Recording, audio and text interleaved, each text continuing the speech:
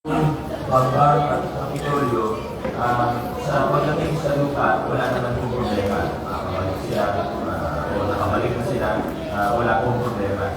Yung sa bagong ilog po, ito po, yung mga kailangan po tayo pag-usapan. Pwede kaso na naman yung mga bagong ilog.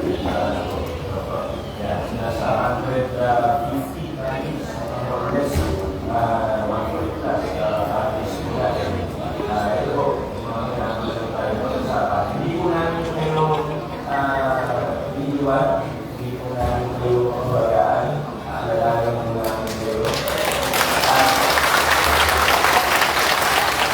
Pero mag-uusap tayo ng masinsinan, magdalayan po tayo.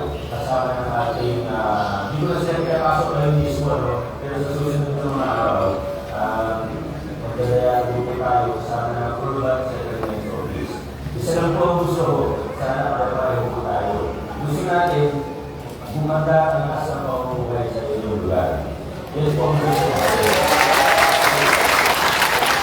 Para mangyari po ito, kailangan po po ng inyong tulong at kooperasyon. Kasi kung paulit-ulit po itong mangyayari sa atin, hindi po sabi kayo po ang mawawa.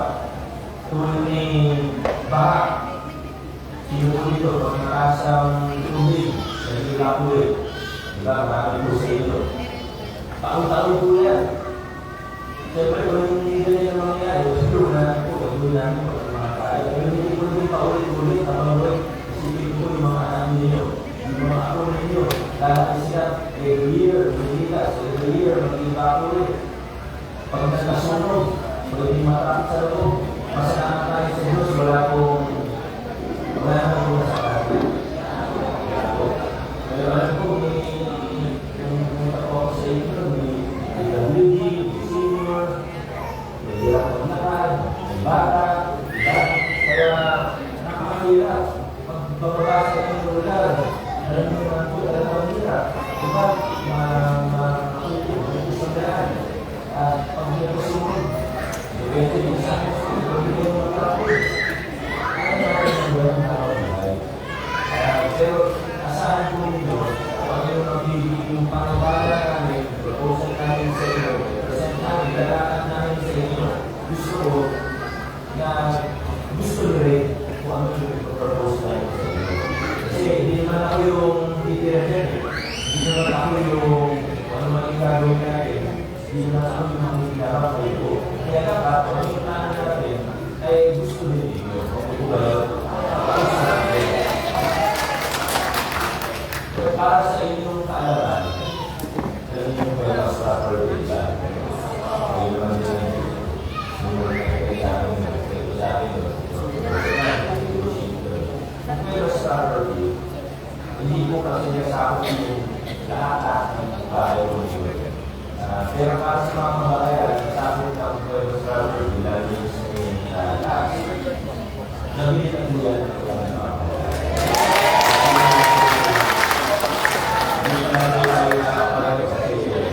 dahil nangyari, wala nang rin ang pagkakalat, magkaroon sa kasalihan, dahil nangyari. Pero yung ginagawa kasi yung para sa inyo, so, ang problema lang po, yung mga talagang maraming na sa iyo, pati yung mga condition natin, hindi po na tayo ng first property. At sa ito, kung as-is na ismulado, hindi rin tayo kung inanamata ko, gusto ko lang mabilisan, sabihin ko na lang po si Cassis Ferris, baka na kailan. Pero hindi po yung tayo ng project ako, kasi delikado po ang gano'n. Kaya kailangan ayusin po natin.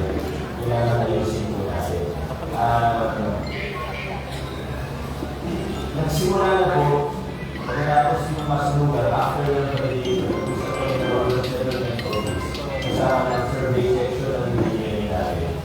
May pangawala na ako ng initial survey, tapusin nila sa Lunes. So, titignan natin kung sino ba yung mga pwedeng bumalik sa asisina, sino yung mga talagang delikado, pero yung mga talagang delikado na hindi natin pwedeng papalikin na assist service, gagawa natin ang paraan. Hindi naman namin kayo pamamayaan na bahala. Dito. Tayo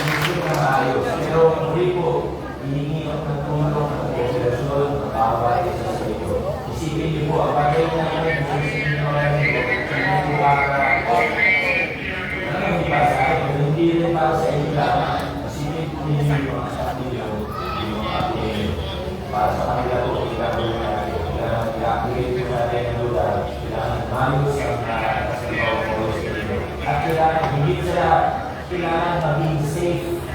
Kailangan maging ligtas po ang ating kailangan maging safe po tayo. Kaya, relax lang po na kayo.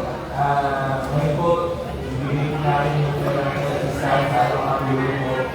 Pero, sa susunod ng mga araw, pumasok po dito yung urban general office natin. Mag-usap kayo, may solusyon kayo. Hindi po, makikinig po kami sa inyo. Kung may mga nanukala kayo, kung may gusto kayo, o hindi kayo sumasang kayo, okay lang po, makikinig namin kayo.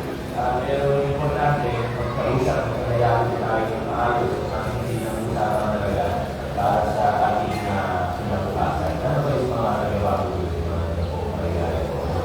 Yung mga ibang barangay, mga nagkakapitorio ng tutupan, hindi naman ang po sila.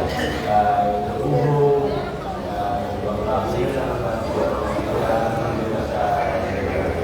So, yun po, mag-dismali ka tayo. Pasensya na po kung nagsalita mo na ako bago natin sinusunod ko na sa lista. Pero talagang kaya naman tayo na pero isisin ko ng araw kung yung gusto natin magmula. Pinagdala.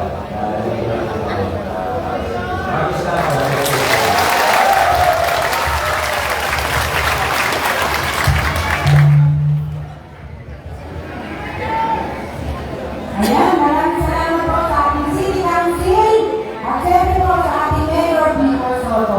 Tawagin na po natin sa isa.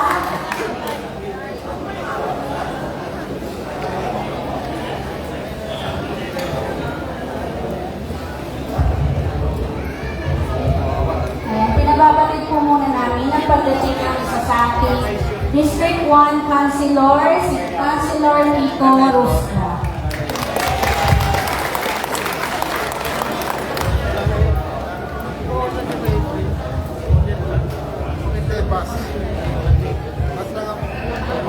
Andito rin po ang ating Councilor Eric Gonzalez at Councilor Boy Raimundo.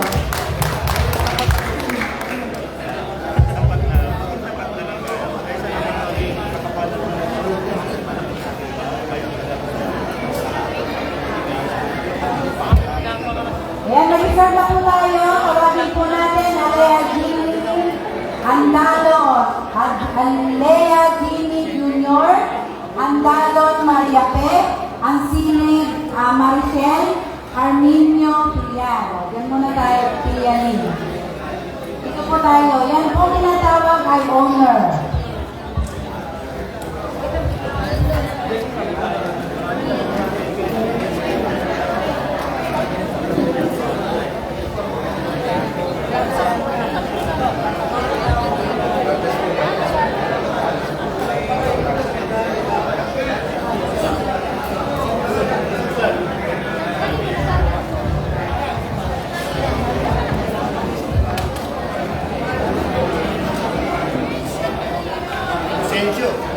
Ayan, maraming salamat po sa suporta ng ating Mayor, Vico Soto. Palakpakan na po natin.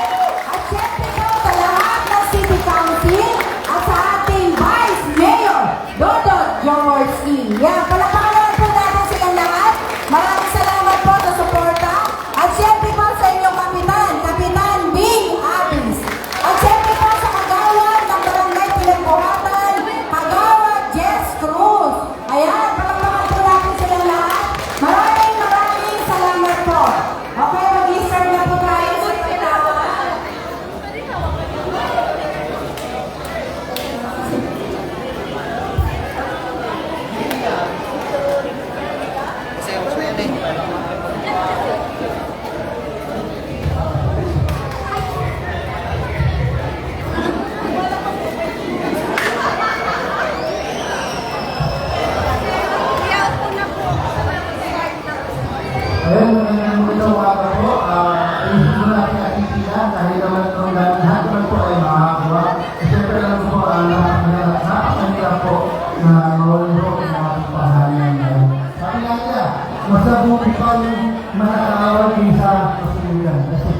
Pedro talaga. Pero sabi ko nga, ang lusot na Pasig, siyempre, hindi po yan galing sa amin ha. Galing din po sa inyo yan. Dahil yan po ay taxes na binabayad po ng ating mga mamamayang Pasigueño. May binabalik lang po para po sa servisyo sa ating city. Kaya mag-ingat po tayo lagi at maraming salamat po. Thank you so much. Good morning po, Councilor Eric Delgado po. Kami po sa council, ramdam po namin yung sinapit po ng bawat isa. Kaya po kami, ilang years ago na, sinika po namin na i-level up ng konti yung assistance na binibigay po ng pamahalaan. Kaya asahan niyo po, patuloy po na susuporta po ang inyong council sa pamumuno ni Vice Mayor Dodot at ni Mayor Vico Soto na tutulong, aagapay po sa mga sitwasyon po natin. Sana po makatulong maski pa paano yung matatanggap po natin ngayong umaga. Good morning po sa lahat. Thank you po, Konsi Kiko. Good morning po sa inyong lahat. Medyo ninitan ko na yung bukas ng bibig ko. Namamagay yung bagang ko. Sakit. So anyway po, yun nga po, nabanggit naman po ni Mayor dito. Ito po matulong po natin, itong assistance po natin para po sa mga nasunugan. Sa maliit na tulong din naman po para muli po tayo makabangon. Siguro po, hinihiling lang po natin habang isasaayos po natin yung lugar na nasunugan. Sana po magtulong-tulong po tayo. Pinag-uusapan nga namin ni Captain kani-kanina lang na sana po huwag po tayo magmadali makabalik. Maganda po maayos natin yung area, masigurado natin clear yan sa mga debris. Higit sa lahat po, yung mga lugar na nababaha, mapag-aralan natin paano na natin maiiwasan. Siguro, alam ko nakakalungkot itong nangyari, itong sunog na naganap, pero siguro pagkakataon din po natin to once and for all, maayos yung area. Para nang sabihin naman, pag nakabalik na kayo, kung ano man yung magiging programa natin dyan para sa kabahayan nyo, maayos na, hindi nababahain, hindi na tayo magkakaproblema sa siksikan, maiiwasan na rin natin yung mga ganitong sakuna in the future. So hiling lang po namin, pagtulungan po natin, lagi naman po kami within reach. Pag may mga concerns po kayo, mapapaabot niyo po sa inyong barangay, mapapaabot niyo rin po yan sa amin. Basta po mahalaga, once na itayo po natin ang Pook Maligaya ulit, maayos na to. Malayo na sa kung ano yung mga pinoproblema natin. So maasahan po ba namin, mapagtutulungan natin? Alright, so God bless po sa ating lahat. Sorry kung parang medyo parang mahinihin yung bukas ng bibig ko. Medyo magpapa-x-ray nga ho ako ngayong umaga. God bless po sa ating lahat. Basta po, tulong-tulong lang po tayo. Mabuhay po ang lungsod ng Pasig. Mabuhay po ang Barangay Bagong Ilog.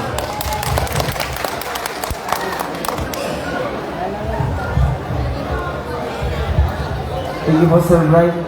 Good morning po sa ating lahat. Pinababatid lang din po ng ating kapitan. Siyempre, alam naman po natin na sa linggo po, ipagdiriwang po natin ang ating kapistahan. Kayo po, lahat ng taga-Bagong Ilog, ay alam naman po natin ang parte at pamilya po kayo ng Bagong Ilog.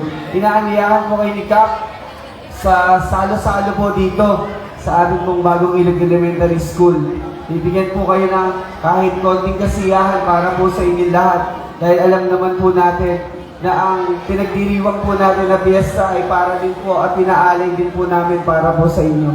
Salamat po. Lunch po yun, lunch. Dito po tayo magkikita-kita. God bless po sa inyo.